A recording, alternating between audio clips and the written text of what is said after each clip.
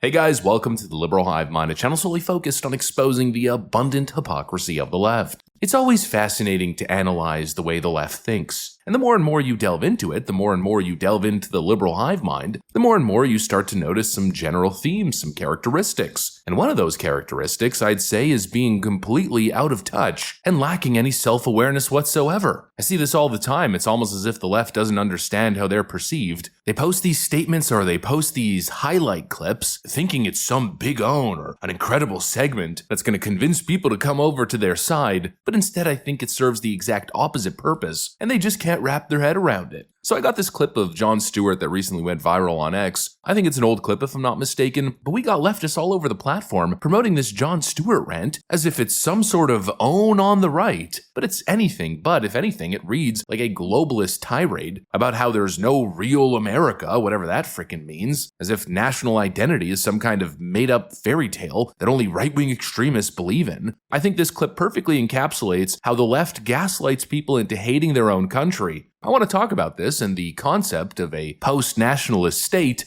Let's have a conversation, shall we? We got some stuff to get into, so let's roll the tape. Alright folks, so here's the clip that caught my eye on X. It was posted by the account Jon Stewart for President 2028, and for some reason, leftoids eat this stuff up. You just want that person to give you your country back because you feel that you're this country's rightful owners. There's only one problem with that. This country isn't yours. You don't own it. It never was. There is no real America. You don't own it. You don't own patriotism. You don't own Christianity. You sure as hell don't own respect for the bravery and sacrifice of military, police, and firefighters. Trust me. I saw a lot of people on the convention floor in Cleveland with their Blue Lives Matter rhetoric who either remained silent or actively fought against the 9/11 First Responders Bill reauthorization. I see you and I see you.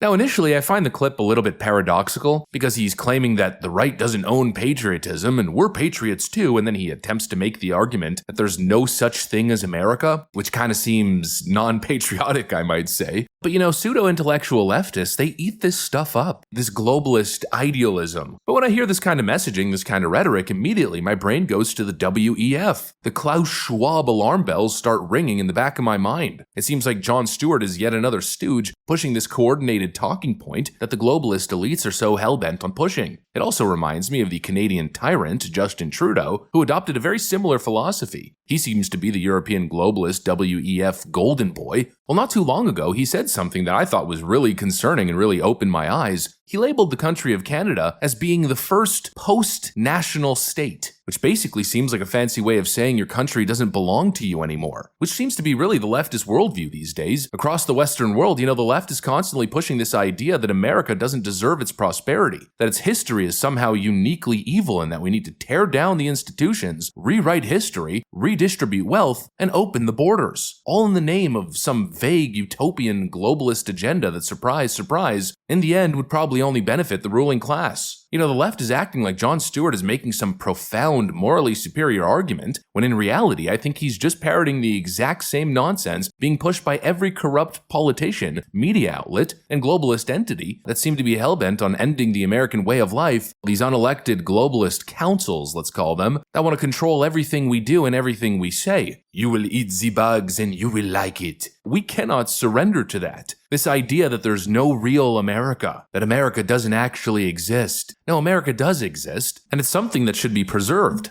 You know, it's almost like they want to destroy the ideas, the fundamental principles of what make America America. And when people are referring to saving the country, what they really mean is the American way of life and the rights that were bestowed upon them by the Constitution. And it really seems like that's the enemy of the left, that's the enemy of these globalist entities, with free speech and the right to bear arms probably being at the top of the list. See, they need to craft this narrative as if America doesn't exist because the Constitution, the country's ideals, American nationalism, is the one thing that stands in their way of attaining absolute power. You know, it almost feels like a hostile takeover. That's why I think these people are always advocating for a borderless world, this one government fantasy that the globalists have been pushing for decades. It's about infiltrating and undermining the American system by slowly but surely overwhelming the American population to the point where eventually they have the numbers to pass constitutional reforms. The ultimate goal is to undo and completely dismantle the Constitution. What they want is the subjugation of American freedoms to create this borderless world where the Davos elite rule. You know, kind of like the world they're trying to create in Europe, where you could get arrested for questioning what the government is doing, question our immigration policies, and you become a heretic, a thought criminal, a person to be exiled from society, a person to be arrested and treated as a criminal, a person to be coerced and re-educated, forced to have to conform. That's what they want, and they know that the American superpower stands in their way. And so they're attempting to undermine it, to demoralize, with this idea that America doesn't exist, there's no real America.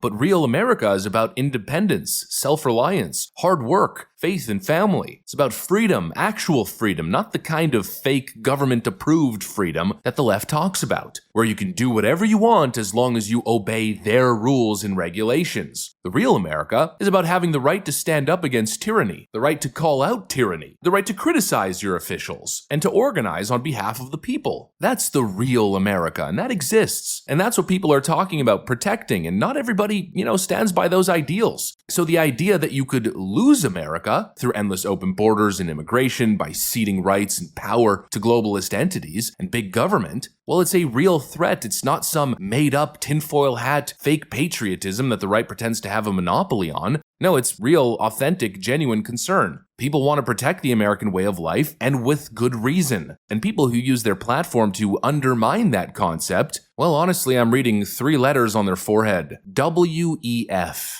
And I think that's the real danger of guys like Jon Stewart. They pose themselves as moderates, just reasonable people, injecting common sense into the public discourse. But in reality, it feels more like controlled opposition. It feels like there's an ulterior motive here. Guys like him act like they're speaking truth to power, when in reality, it seems like they're just reinforcing the same globalist narrative that every corrupt politician, every corrupt media outlet, every corrupt globalist entity and globalist corporation is pushing. Yeah, miss me with that crap. This idea of a post-national state or a post-national world seems less like a utopia and more like a dystopian nightmare waiting to happen, a recipe for disaster. Seems like the perfect way for the world to fall directly into the hands of global tyranny. And it all revolves around one thing, one concept: centralized power. Community is important, and each country is a community. Each state, each city is a community. And communities ought to have the right to fend for themselves and control their own destinies. The moment you start talking about globalism, this one world government, well, that's the moment everything goes wrong, because once you centralize power in one supposedly unified government that then dictates for however many billion people, well, then that's when things go really wrong.